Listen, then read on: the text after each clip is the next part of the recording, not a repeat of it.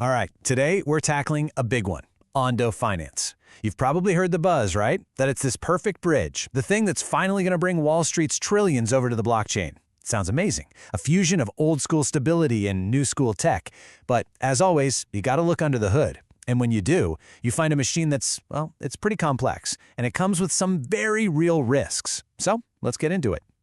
First things first, let's just talk about the sheer scale we're dealing with here.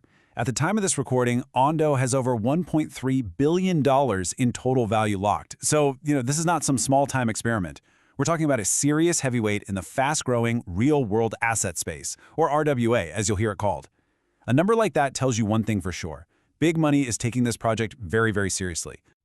And it's not just anonymous capital flowing in. The smart money is here too. I mean, take a look at this quote from a partner at Founders Fund. That's one of the most respected VCs in Silicon Valley. They see Ondo as this critical piece of the puzzle for bringing DeFi to the masses. The hype is definitely real. The big question is it justified? To really get a handle on Ondo, you have to understand where it comes from. This isn't some project that was born in a hacker house. No, its DNA is pure, uncut Wall Street. I mean, just look at this list. The weight of the names involved here is just staggering. We're talking about the biggest asset manager on the planet, BlackRock, banking titans like Morgan Stanley and JP Morgan, even a payments giant like MasterCard. And on the crypto side, you've got the best of the best, Pantera, Coinbase Ventures. This isn't just a list of partners, it's a huge statement. They are building a product for the absolute highest levels of finance, and it even got a shout out in a White House report. And that Wall Street DNA, well, it goes all the way to the top. The founder and CEO, Nathan Allman, and the president and COO, Justin Schmidt, both of them came straight out of Goldman Sachs' digital assets team. So these aren't your typical crypto idealists. These are seasoned finance pros who know the traditional system inside and out, and now they're building the rails to connect it to the blockchain. Okay, so all the big names and fancy credentials are great, but how does the Ondo machine actually work? Let's peel back the layers and see exactly how they turn a boring old US Treasury bill into a token on the blockchain. So, the whole concept boils down to this, the tokenized security. And in theory, it's pretty simple. You take a real-world asset, let's say a share in a BlackRock bond fund, and you basically wrap it in a digital token. That token represents your ownership, and suddenly you can trade it on a blockchain 24/7 anywhere in the world. And here's the pipeline for how it happens. You, the investor, send stable coins to Coinbase. Coinbase converts them to good old US dollars and wires them over to a broker, Clearstreet. Clearstreet then goes and buys the actual assets, like a BlackRock ETF. In exchange, the fund mints brand new OUSG tokens and sends them right back to your wallet. It's a fully regulated bridge moving capital from the crypto world into traditional assets. Now, this is a really important point. Ondo has two main products, and you absolutely have to know the difference. First, there's OSUG. Think of this as the VIP room. It's for the big fish, the accredited, and institutional investors. The killer feature here is instant 24/7 liquidity. Then you have USTY. This is designed to be more like a yield-bearing stablecoin aimed at non-US investors. After a little waiting period, it becomes totally transferable, which makes it way more accessible to a much broader crowd. Two different products serving two different markets, but all built on that same idea, bringing US Treasury yield on-chain. Okay, so we've seen the A-list partners and the super sophisticated financial plumbing. It all looks incredibly buttoned up and professional, right? But in the world of finance, the most important stuff is always buried in the fine print. And that's exactly where we're headed next. And this, right here, is the question that matters more than anything else. When you put your money into OUSD or USTY, are you actually just holding a tokenized treasury bond with all the safety that you'd expect? The answer is, well, it's complicated.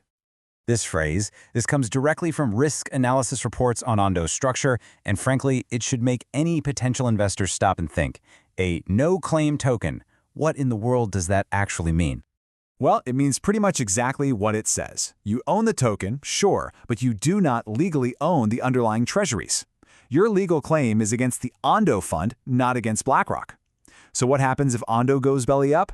You become an unsecured creditor with no direct line to get those assets back. This is a huge source of counterparty risk. And on top of that, it's worth remembering the issuer isn't actually licensed by major regulators like the SEC. And get this, if you're thinking, well, if something goes wrong, I'll just sue them, you might want to think again. Buried deep in the terms of service, there's this little clause. It says their liability for any damages is limited to whatever fees you paid them in the last year, or $50. Yeah, 50. That's not a typo. $50. It just hammers home how little legal ground you're actually standing on. Beyond the legal stuff, there are technical risks to think about too. The smart contracts have these super powerful admin keys that could literally pause the entire system. All the price data comes from external oracles, and those can fail or even be manipulated. And what's really interesting is that some analysis shows the token's price seems a little disconnected from the value of the assets it's supposed to represent. This suggests there's some kind of stabilization mechanism working in the background, but it's not totally clear how it works. So, with all these risks on the table, how does Ondo actually stack up against the competition? Because, let's be clear, they are not the only game in town when it comes to tokenizing U.S. treasuries. This gives you a really nice snapshot of this whole new market that's popping up. You've got legacy giants like Franklin Templeton and even BlackRock themselves jumping into the ring with their own tokens. What's so interesting about Ondo's strategy is that OUSG isn't just one thing. It's a fund that holds BlackRock's BIUDL token plus other assets, and it's available across multiple chains. This almost makes it like a meta layer. It's trying to be the central liquidity hub for this entire ecosystem. And even though Ondo is multi-chain, you can see the money is heavily concentrated. The vast majority of it, we're talking over 77% of OUSG's market cap, lives on Ethereum. Sure, Polygon and Solana have a foothold, but all the big institutional action is clearly happening on Ethereum's mainnet. And that presents both a huge opportunity for growth on other chains, but also a risk if Ethereum ever runs into problems. So why is everyone piling into this space? Why all the competition? Simple. Because the RWA narrative is insanely profitable. I mean, look at this. In the first quarter of 2024, RWAs were the second best performing crypto narrative out there. The only thing that beat it was meme coins. When you see returns like that, it's no wonder that everyone from BlackRock to the newest crypto startup wants a piece of that action. So, where does all of this leave us? You've got Ondo with this immense promise, backed by the biggest players in finance. But at the same time, it's carrying these significant and often overlooked risks. So what does the future actually hold? Well, Ondo's ambition is just massive. They are not content to stop with treasuries. The game plan is to launch Ondo Global Markets and tokenize thousands of public securities. We're talking stocks, ETFs, the whole shebang. They're even building their own dedicated Layer 1 blockchain just for these assets. And they're buying up regulated companies to build this fully compliant, full-stack platform. This isn't just a product, it's a vision to rebuild a core piece of Wall Street on the blockchain. But there is a huge storm cloud on the horizon. And this isn't about the products, this is for anyone investing in the Ondo on the governance token. And that storm is supply inflation. As you can see, less than half the total supply is even circulating right now. Over the next few years, these absolutely massive chunks of tokens are going to be unlocked for the team and early investors.